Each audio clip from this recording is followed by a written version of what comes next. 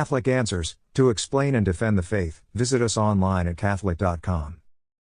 The Woman of Revelation 12. By Jimmy AKIN. And a great portent appeared in heaven, a woman clothed with the sun, with the moon under her feet, and on her head a crown of 12 stars. She was with child, and she cried out in her pangs of birth, in anguish for delivery. As he brought forth a male child, one who is to rule all the nations with a rod of iron. But her child was caught up to God and to his throne. Then the dragon was angry with the woman, and went off to make war on the rest of her offspring, on those who keep the commandments of God and bear testimony to Jesus. Revelation 12, 1-2, 5, 17. There is a lot of debate about what the symbol of this woman represents. Different aspects of the symbol point to different possible meanings for it.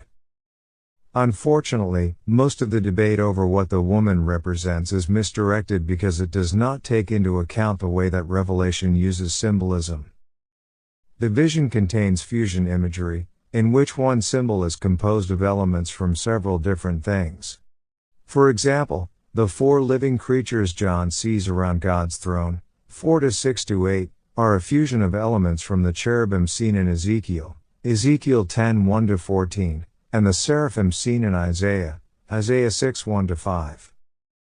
Similarly, the priest elders John sees around the throne, 4-4, are numbered 24 because they are a fusion of the 12 patriarchs of Israel and the 12 apostles of Jesus, a symbolism which occurs at the end of the book, 21:12-14, where New Jerusalem is seen to have 12 foundations with the names of the 12 apostles and 12 gates with the names of the 12 patriarchs.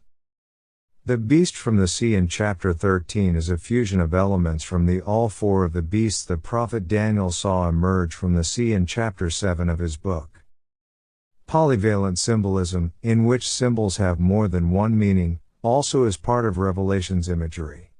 For example, the 7 heads of the beast are said to be both 7 mountains, Revelation 17:9, and 7 kings, 17:10.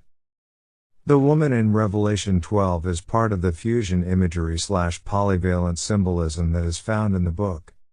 She has 4 references: Israel, the church, Eve, and Mary. She is Israel because she is associated with the sun, the moon, and 12 stars. These symbols are drawn from Genesis 37:9-11, in which the patriarch Joseph has a dream of the sun and moon, symbolizing his father and mother, and stars, representing his brothers, which bow down to him.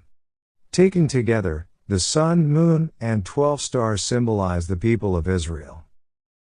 The woman is the church because, as 12:17 tells us, the rest of her offspring are those who bear witness to Jesus, making them Christians. The woman is Eve because she is part of the 3-way conflict also involving her seed and the dragon, who is identified with the ancient serpent, the one from Eden, in 20-2.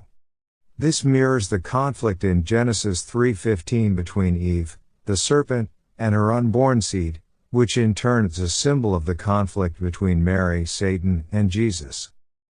Finally, the woman is Mary because she is the mother of Jesus, the child who will rule the nations with a rod of iron, 19:11-16. Because the woman is a 4-way symbol, different aspects of the narrative apply to different reference. Like Mary, she is pictured as being in heaven and she flies, mirroring Mary's assumption. Like the church, she is persecuted by the devil after the ascension of Christ. Like Israel, she experiences great trauma as the Messiah is brought forth, figuratively, from the nation.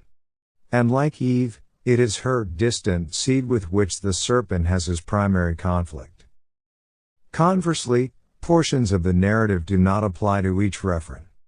Mary did not experience literal pain when bringing forth the Messiah, but she suffered figuratively, the prophecy that a sword would pierce her heart at the crucifixion. Eve did not ascend to heaven.